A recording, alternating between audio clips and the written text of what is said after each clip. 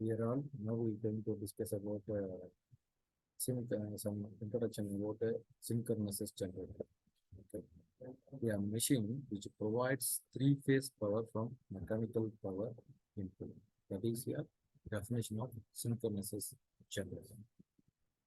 Okay. The working principle of synchronous generator is basically induction principle. Here, especially the working is electromagnetic induction. Armature winding mounted on a stator and field winding in rotor. Basically, in DC generators, we are separated into parts. One is a armature and a field, like that AC machine, having two important parts. One is a stator, another one is a rotor. Here, armature winding is pointed on stator and the field winding in the rotor. The frequency of the output supply is directly proportional to the speed of the rotor. Why we are focusing for synchronous generator? So the synchronous generator having some advantages. Very few I will point out. Better insulation in armature. At the same time, it's easy for current collection. Compare the DC. Okay, more easy to collect current collections for synchronous generator. At the same time, to increase the armature to strength. Okay, it's a construction is more rich. Um, the leakage reactance value also very minimal. At the same time, the slip ring count also very low. Okay, so automatically the rotor weight and the inertia are very minimal. At the same time, to reduce the heat dissipations, the ventilation also improve. That advantages we are using. Many applications as DC motor is replaced in synchronous generators. Synchronous is constructions of alternator. The constructions of alternator in synchronous generator having a three windings in stator and having separate windings in field. That means a rotor. Stator is a stationary part of the machine. It's made up of steel laminations having slots on its inner periphery. The three-phase winding is placed in armature winding, especially in slots. Windings are connected in star. So in star connection, there is a neutral point is there. That neutral point is connected in the ground. Okay, these are the stator constructions.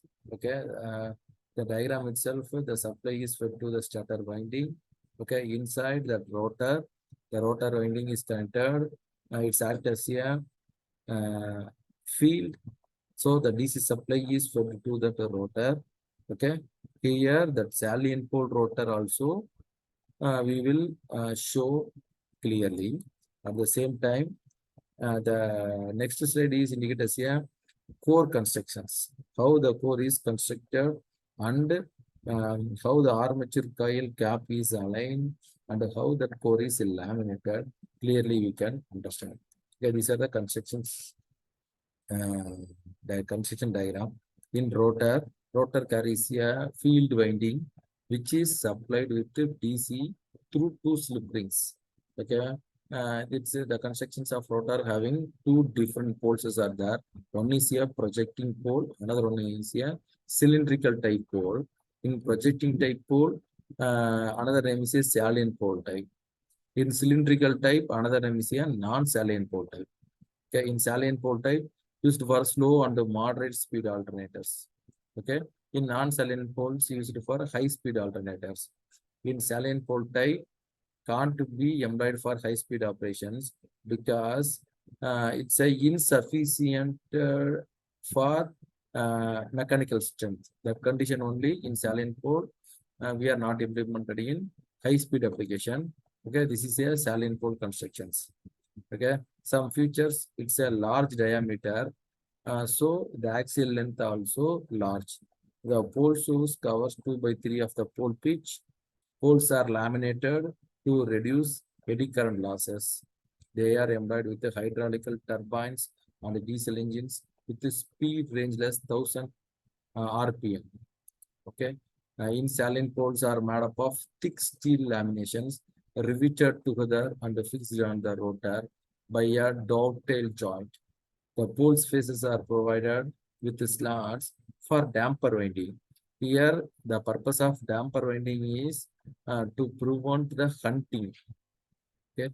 The pole faces are shaded so that radial air gap length increases from the pole center to the pole tips, so that flux distribution over the armature is sinusoidal and the waveform of generated EMF is sinusoidal. The field coils are placed on the pole pieces and connected in series. The ends are connected to the DC source through slip rings carrying presses and mounted on the shaft of the field structure. Okay, those are the salient features. Okay, now we're going to discuss about non-salient pole type features. These type of rotors are used in high-speed alternators.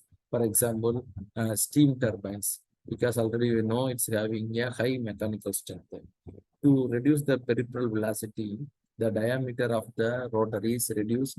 So the diameter is directly proportional to axial length. So the axial length is here uh, increased for inversely proportional. Okay, in salient pole, it's both are directly proportional. Their diameter is a high, axial length also high. But here in non-salient pole type, rod diameter is indirectly proportional to the axial length. So if you are reduce the diameter, the axial length is increased. Rotors having usually 2 or 4 pulses. Okay, this cylindrical steel forging which is suitably fabricated mechanically and treated thermally. Then only it is suitable for high-speed applications. The forging has radial slots in which field copper usually in strips from is placed. The coils are held in place by steel or bronze in the field structures, and the ends are fastened by metal rings. These are the non-salient pole construction view. Here, North Pole and South Pole will be segregated. They are small diameter and large axial length, less windage losses. But in salient pole, the speed range is up to 1000 RPM. In non-salient pole, the speed range from 1000 to 3000 RPM. Okay. Here, dynamic balancing also better.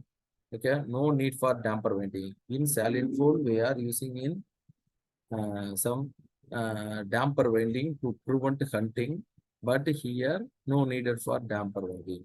Okay, these are the comparison. Okay, special features comparisons. In silent pole, large diameter, shorter RES length, but here small diameter and a long axial length. Okay, in silent pole, low speed alternators are used. Here, high speed turbo or steam turbine alternators are used here. Salient pole is a projected pulses. In cylindrical rotors, there is no projected pulses. Damper winding needed for salient poles. In cylindrical rotor, damper windings are absent. Okay. In salient pole, more vintages losses. In cylindrical rotor, vintage losses is less. Okay. Thank you.